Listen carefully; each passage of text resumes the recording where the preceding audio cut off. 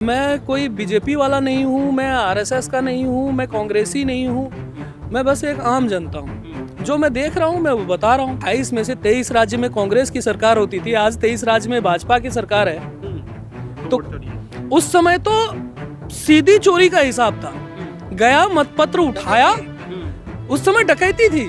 अगर मूल बंगाली की समस्या देखनी हो तो एक बार बांग्लादेश जाके आए, मूल बंगाली तो वही है बांग्लादेश में, उसकी समस्या एक बार देख के आए। शायद इसी समस्या को देखकर ममता बनर्जी बंगाल में उन बंगालियों को शरण दे रही हैं। पहले उस समस्या का समाधान कीजिए। एसआईआर में जो घुसपैठिया, जो रोहिंग्या हैं वो बाहर जाएंगे। कल को मोदी ये कह देंगे कि शौच के बाद ना हम हाथ धोते हैं तो वो अच्छी बात है, बोलेंगे अरे नहीं वो गलत है। एसआईआर की प्रक्रिया हुई, उसके बाद ड्राफ्ट लिस्ट आई, उसमें 2,89,00,000 के आसपास वोटर कटे हैं उत्तर प्रदेश में।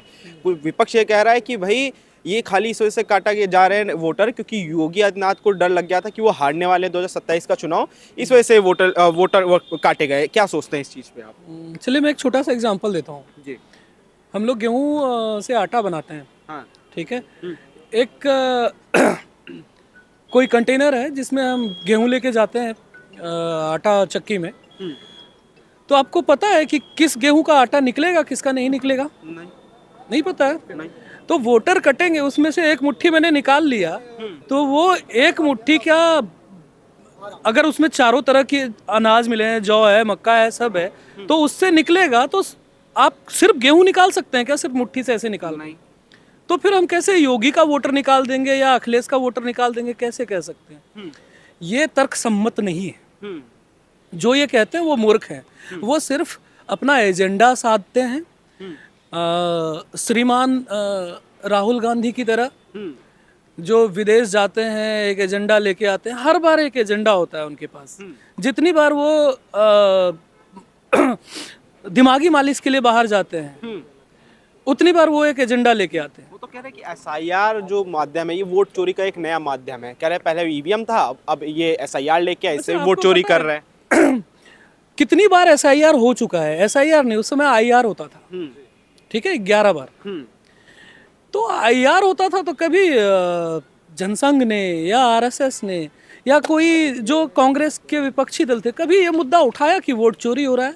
जबकि उस समय तो मतपेटियां लूटी जाती थी, बूथ कैप्चरिंग होता था, आगजनी होती थी, सब कुछ होता था। कभी ये मुद्दा तो नहीं उठाया। रीजन पता है क्यों? क्योंकि विपक्षी पार्टियों को लगता था कांग्रेस का जनाधार है। आज के टाइम में कांग्रेस का कोई जनाधार नहीं है। कांग्रेस को कोई, आज वो क्षेत्रीय पार्टी भी नहीं रह गई है।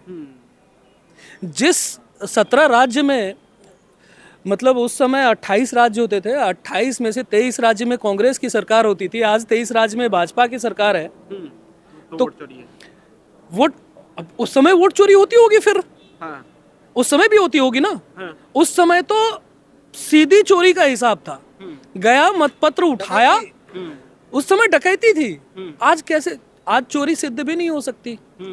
अभी तो मैं कोई बीजेपी वाला नहीं हूँ, मैं आरएसएस का नहीं हूँ, मैं कांग्रेसी नहीं हूँ, मैं बस एक आम जनता हूँ। जो मैं देख रहा हूँ मैं वो बता रहा हूँ। लेकिन इधर जैसे ममता बनर्जी हैं वो आज सुप्रीम कोर्ट चली गई हैं, कह रही कि भाई जो एसआईआर की प्रक्रिया है इससे मूल बंगाली जो है उनका वोट काटा जा रहा है, इससे आम मुसलमान, दलित, पिछड़ा समस्या, अगर मूल बंगाली की समस्या देखनी हो तो एक बार बांग्लादेश जाके आए। मूल बंगाली तो वही है बांग्लादेश में, उसकी समस्या एक बार देख के आए। शायद इसी समस्या को देखकर ममता बनर्जी बंगाल में उन बंगालियों को शरण दे रही हैं, है ना। पहले उस समस्या का समाधान कीजिए। एसआईआर में जो घुसपैठिया, जो रोहिंग्या हैं वो बाहर जाएंगे। एनआरसी और सीए, इससे तो आधी समस्या का समाधान हुआ है, बाकी आधी समस्या का समाधान एसआईआर से होगा। आप वो तो कह रहे, अखिलेश यादव कह रहे कि बैकडोर से एनआरसी लाने का प्लान है ये एसआईआर। हाँ है, जिससे देश सही होगा ना। जिससे हम टैक्स भरते हैं, हम टैक्स भरते हैं तो हमको दर्द होता है हमारा पैसा अगर बांटा जाता है। ये 10-10 हजार रुपए ये कहते हैं कि बिहार में बांटा गया, बांटा नहीं गया, वो लोन दिया गया है। ठीक है। और ये मतलब ये जो सारी पार्टियां हैं जिनको दर्द हो रहा है, जिनको तकलीफ हो रही है कि भाई SIR क्यों आ गया, SIR, उनको भी पता है, अंदर खाने से उनको भी पता है, अरे ये तो सही है, ये होना ही चाहिए, लेकिन उनके पास मुद्दा ही नहीं है। हम विरोध किस चीज का करें? अगर कल को मोदी ये कह देंगे, मैं विरोध का एक आपको बड़ा अच्छा एग्जाम्पल देता हूँ, कल को मोदी ये कह देंगे कि शौच के बाद ना हम हाथ धोते हैं तो वो अच्छी बात है, बोलेंगे अरे नहीं वो गलत है। तो विरोध का लेवल यहां तक चला गया है। तो आप क्योंकि उसमें गुड बैक्टीरिया होता है, बिल्कुल वही सलाह देंगे। तो विरोध का लेवल वहां तक चला गया है, उनका मानसिक स्थिति उनकी बहुत खराब हो चुकी है। आप देखिए ना,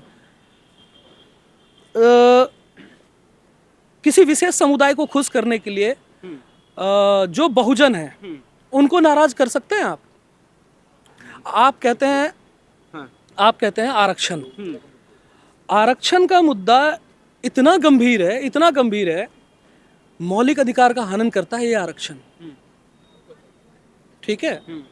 जब हम लोग पॉलिटी के स्टूडेंट हुआ करते थे तो सबसे पहले भाग 3 में हमें मौलिक अधिकार पढ़ाया जाता था।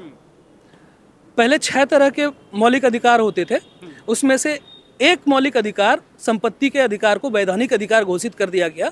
बाकी 5 तरह का अधिकार, उसमें एक अधिकार होता है समता का अधिकार। जाति, धर्म, लिंग, इन सब में भेदभाव नहीं होगा, समान कार्य के लिए समान वेतन, ठीक है। एक दलित IAS ऑफिसर बनता है, ठीक है, 20 नंबर लेकर। एक ब्राह्मण, मैं ब्राह्मण नहीं हूं ब्राह्मण, तो एक ब्राह्मण 80 नंबर लेके फेल हो जाता है, तो ये समता के अधिकार का हनन है या नहीं है? बिल्कुल है। तो आरक्षण कहाँ से सही है, कहाँ मौलिक अधिकार का हनन होता है या नहीं होता है? सुप्रीम कोर्ट इस पर संज्ञान ले, बाकी चीजों पर संज्ञान ले लेती है, इन सब चीजों पर संज्ञान कब लेंगे? अच्छा सर, मेरा आखिरी सवाल आपसे ये है कि जैसे योगी आदित्यनाथ की जब सरकार बनी थी 2017 में, तब योगी जी ने कहा कि भाई ये उत्तर प्रदेश को हम विकास की तरफ लेके जाएंगे। आज जो विपक्ष है वो कह रहा है कि योगी जी ने तो कहा था कि हम विकास की तरफ लेके जाएंगे उत्तर प्रदेश को, लेकिन अब विनाश की तरफ लेके जा रहे हैं उत्तर प्रदेश को। बिल्कुल, जिस विनाश से कहते हैं कि चरम जब चरम होता है किसी चीज का तो उसका विनाश होता है, और विनाश के बाद पुनर्निर्माण होता है, ठीक है। तो अपराध के चरम पर था उत्तर प्रदेश, अपराध के चरम का विनाश किया योगी जी ने। अब पुनर्निर्माण होगा, पुनर्निर्माण की ये प्रारंभिक अवस्था है, ठीक है। इसके बाद वो किशोरावस्था में आएगी, अभी शैशवावस्था है, किशोरावस्था में आएगी, यंग अवस्था में आएगी, फिर प्रौढ़ होगा, तब उत्तर प्रदेश उत्तम प्रदेश होगा। तो योगी जी का सोच तो ऑब्वियसली बहुत सही है। लग रहा है जो SIR की प्रक्रिया चल रही है, इसमें जो ड्राफ्ट लिस्ट आई है, मैं कह रहे 2 करोड़ 89 लाख वोटर काटे गए हैं, उसका पीछे का सिर्फ सिंपल सा कारण ये है कि योगी आदित्यनाथ को डर लग गया था कि वो हारने वाले हैं, इस वजह से ये पूरी प्रक्रिया से 2 करोड़ 3 करोड़ वोटर काटे जा रहे हैं। सबसे पहले तो मैं ये जानना चाहता हूँ उन लोगों से, योगी जी को क्या पता है कि मैं उन्हें ही वोट दूंगा? अगर वोट कटा है तो वो योगी का भी होगा, अखिलेश का भी होगा, बहुजन समाज पार्टी का भी होगा। कोई भी नेता खुद तो जाता नहीं है साथ में देखने, ठीक है। तो सबसे पहली बात ये चीज़ है, अगर वोट कटा है तो सबके लिए कटा है, ठीक है। उसमें सपा भी है, बसपा भी है, भाजपा भी है, तीनों के लिए है। दूसरी चीज़, वोट करने का सबसे बड़ा रीज़न यही है जो भैया ने भी अभी बताया था आपको, कि जितने भी इनलीगल और इनवैलिड वोट है ना, वही कटे हैं केवल। मैं हूँ, अगर मेरा वोट कट गया होता तो मुझे भी प्रॉब्लम होती, मैं भी संबंधित विभाग में जाता, अपनी चीज़ें दिखाता, जो भी रिक्वायरमेंट है उनकी फुलफिल करता, मेरा भी वोट बनता, वरना उसके लिए मैं लड़ता, जो भी ऑप्शंस होते मेरे पास मैं उनका यूज करता वहाँ पर, ठीक है। तो अगर मेरे अब यहाँ पर क्या हो रहा है कि मेरे एक वोट मेरा यहाँ का बनवा लिया, मैं अब यहाँ रहने आ गया, एक वोट मैं बदायूं से निवास करता हूँ, बिलोंग करता हूँ, एक वोट मेरा वहाँ का बना है, अब मेरा वहाँ भी वोट पड़ रहा है, मेरा यहाँ भी वोट पड़ रहा है, तो मेरे 2 वोट हो गए। अब जब वो 2003 की लिस्ट में नाम देखा जा रहा है, वहाँ पे बदायूं में तो मेरा मिल रहा है, यहाँ नहीं मिल रहा। हाँ, तो भाई ऐसी बात है, मेरा यहाँ का तो वोट कटेगा, क्योंकि मैं भाई मेरे पास ऑप्शन ही नहीं है यहाँ वोट देने का, लेकिन फर्जी तरीके से मैं दे रहा हूँ यहाँ पर वोट। तो जो वो मेरा यहाँ पर वोट कट रहा है ना, ये वाला उधर काउंट हो रहा है, लेकिन जो मेरा है ऑलरेडी वो वाला काउंट नहीं हो रहा है, इसलिए। और यूपी में जनसंख्या बहुत ज़्यादा है, इसलिए उसी तरीके से वोट भी बहुत ज़्यादा कटे हैं। अब पहले क्या होता था, लोग मर जाते थे लेकिन उनके वोट चलते रहते थे, जो पार्टियां थी वोट पड़वाती रहती थी यूपी में। लेकिन अब जब ये आ गया नियम, तो जितने भी मरे हुए हैं लोग हैं उनके सबके वोट कर रहे हैं। बीएलओ की हालत ख़राब हो गई है काम करते करते, इतना प्रेशर आ गया उनके ऊपर, वो हर एक घर में जा रही हैं, चेक कर रही हैं बाकायदा, फिर उनको ठीक कर रही हैं, जिनके में जो प्रॉब्लम है उनको सॉल्व कर रही हैं। तो कहीं ना कहीं ये चीज़ें बहुत अच्छी हुई हैं। जितने भी इनवैलिड और फर्जी वोट थे केवल वही कटे हैं, लेकिन यूपी की जनसंख्या ज़्यादा होने की वजह से यहाँ पर नंबर भी हमें बड़ा दिख रहा शुभ नाम हुआ सर आपका? मेरा नाम राजवीर सिंह है। कहाँ से सर? मैं वैसे तो नोएडा में रह रहा हूँ और मैं बिलोंग करता हूँ आगरा से। आगरा से बिलोंग करते हैं। अभी जैसे यूपी एसआईआर की जो ड्राफ्ट लिस्ट आई है उसमें लगभग 2,89,00,000 वोटर कटे हैं। इसको लेके कहा जा रहा है कि भाई सीएम योगी और भाजपा को डर लग गया था 2027 चुनाव वो हारने वाले हैं, इस वजह से इतने ज़्यादा वोटर्स का नाम काटा गया एसआईआर में। क्या लग रहा है, क्या सोचते हैं इस चीज़ पे आप? देखिए सर, ऐसा है, देखो एसआईआर तो हुई है और इसमें काफ़ी चीज़ें नाम काटे गए हैं, क्योंकि जिसमें काफ़ी लोग ख़त्म हो चुके थे, मर चुके थे, जिनकी मृत्यु हो चुकी थी, तो काफ़ी लोग उनका फ़ायदा भी उठा रहे थे, ठीक है। और काफ़ी घुसपैठिए रह रहे थे यहाँ पे यूपी में और दिल्ली में, जहाँ जहाँ एसआईआर हुई है। तो उन लोगों के लिए क्या है कि अब काफ़ी देर बांग्लादेश का जैसे वो चला था, तो एसआईआर के बाद ही वो हुआ था, क्योंकि उन्होंने अपना बांग्लादेश में वो कोई था, क्या नाम है, एक युवक मारा था ना, वो दीपू चंदा, ठीक है, तो उसके बाद ही हुआ है। तो देखो उसको मैटर पर नहीं आते, हम एसआईआर पे ही आ जाते हैं।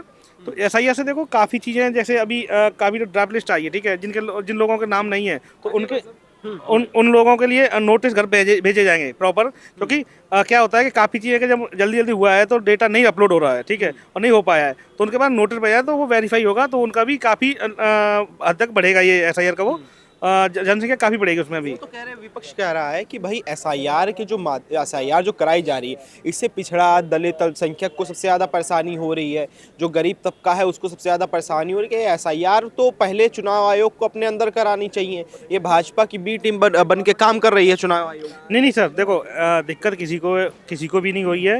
देखो पहले भी एसआईआर हो चुकी है, 2003 में आई थिंक हुई थी, तो तब भी दिक्कत नहीं थी किसी को ना, अब दिक्कत है। ईजिली आराम से फॉर्म है, भर रहे हैं और अपलोड हो रहे हैं, तो हमारे उस हिसाब से तो किसी को हमारे यहाँ तो कोई दिक्कत हुई नहीं है, ठीक है। और जो विपक्ष लोग बैठे हैं वो उसको मुद्दा बना रहे हैं, तो वो तो बनाएंगे, देखो चाहे वो सपा के हो चाहे बसपा के हो, देखो वो तो मुद्दा चाहिए उन्हें कि ये दिक्कत हो रही है, वो दिक्कत हो रही है, तो ऐसा कुछ नहीं है।